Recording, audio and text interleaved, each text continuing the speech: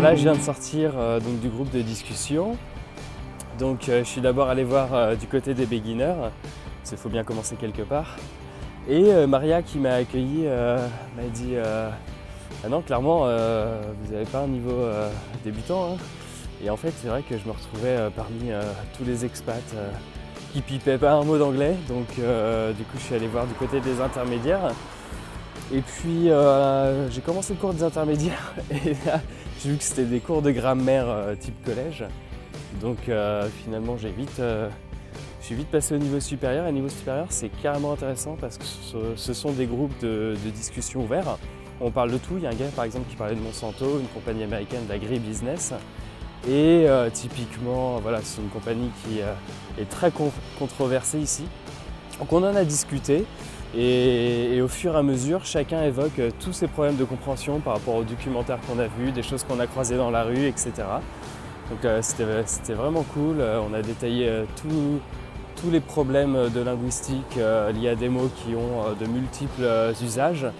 Enfin, vraiment sympa. J'ai rencontré du coup Lou, le professeur, que je reverrai le lundi, le mercredi et le vendredi, le matin. Et puis Carla, donc c'est un mec, un espagnol, qui vit à Barcelone, qui a suivi sa nana, donc comme moi, hein, on est des hommes modernes.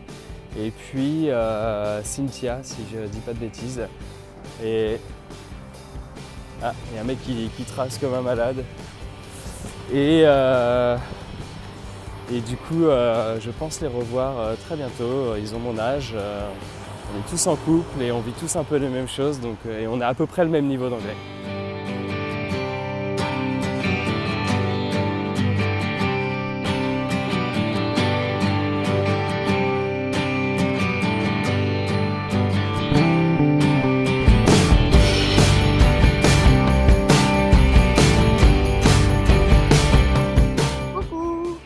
Là, on sort du Target, on a découvert une nouvelle fonctionnalité qui n'existe pas, il me semble, en France.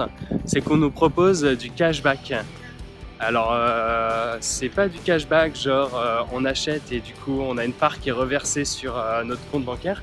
C'est tout simplement une facilité pour les consommateurs et de pouvoir retirer de l'argent via la caissière. En fait, on dit bah voilà, on veut 20 $, donc on paye. En espèces. Et puis elle nous redonne 20 $ en espèces et ça monte jusqu'à, je sais plus, 60. Non, 30 ou 40. Ouais. Mais en gros, voilà, là on a payé 15 $ en carte et on aurait pu récupérer 20 € en liquide, comme au lieu d'aller au distributeur, ça aurait été directement. Parce qu'on peut pas retirer partout ici. Quand on est tributaire d'une banque, on peut, mais on paye des frais. On paye des frais, 2-3 $ si on retire chez une autre banque. Et pire, si on retire à un distributeur automatique qui est un peu sans marque, un peu indépendant.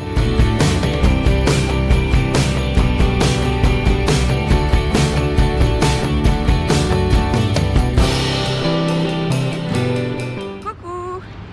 Bon, nous venons de sortir du consulat de France à Boston, où nous nous sommes inscrits en tant que Français à l'étranger, sur le registre des Français à l'étranger. Voilà. Et donc avec cette inscription, ça nous permet déjà d'être compté dans les calculs de stats de combien de Français sont à l'étranger, et puis aussi de pouvoir voter. Exactement, parce que c'est considéré comme une circonscription. Donc quand on partira des États-Unis, il faudra les prévenir pour changer de circonscription. Donc voilà, ça va nous permettre d'avoir pas mal de choses, des contacts, des informations sur des choses pour les Français, donc c'est plutôt pas mal. Et petite information que je tiens à souligner, c'est la première fois que je vais dans un truc d'administration française où je ne fais pas la queue. Oui, on a été pris en charge en 5 minutes, top chrono, donc c'est assez royal. C'était vachement cool. Ouais. Et on a eu plein d'infos aussi pour ma recherche d'emploi par rapport aux organisations de Français à l'étranger. Il y a plus de 9000 ressortissants français ici, donc c'est une grosse, a priori, c'est une des plus grosses... il y a beaucoup de monde, quoi. Ouais, il y a beaucoup de monde, je sais pas comment ils appellent ça. Et puis du coup, moi j'ai eu des infos par rapport à tout ce qui est chambre de commerce, tout ce qui est le milieu des startups, etc. Donc ça va être un bon point de départ pour amorcer ma recherche de travail plus facilement. Donc voilà, donc encore une nouvelle étape dépassée.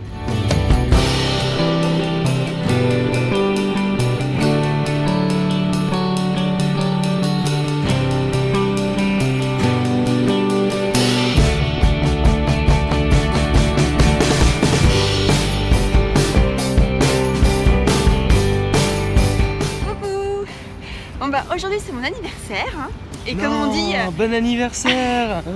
anniversaire pluvieux, anniversaire heureux. Oui, et tempête sous la couette. Ah non, c'est pas ça.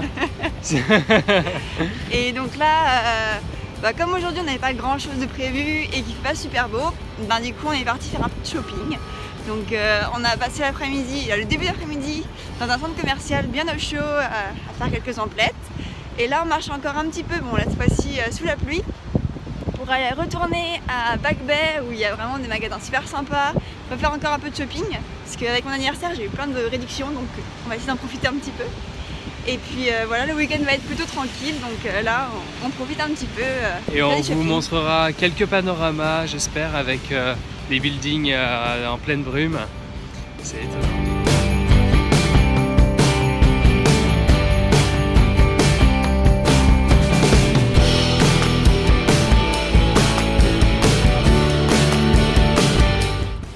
Je crois que ça y est, on a trouvé le trône de Game of Thrones. À ne pas confondre avec The Home Depot.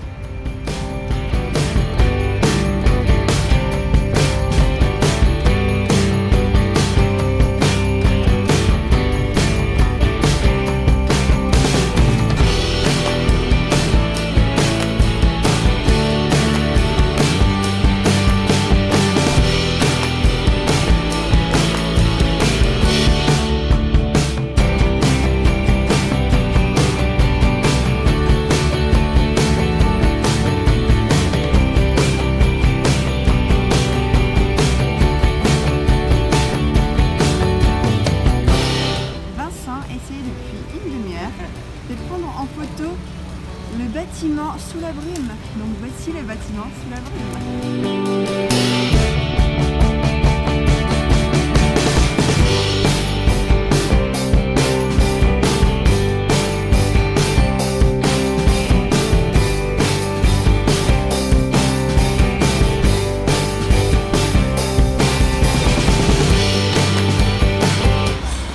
Et ça c'est la queue pour aller bouffer des ramen. Donc à mon avis, ça doit être les meilleurs ramen de la ville.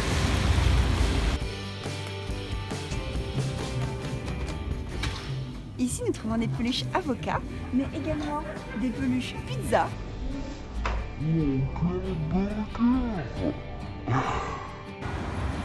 Vincent refait son plan pour la 5e fois au moins. La 12e du fois. même building avec le nuage. Merde, Vincent n'est jamais satisfait. Et la photo est ratée. Sans exagérer, c'est au moins la 7, 8 ou 9e fois qu'il le fait. Tout ça pour ceci.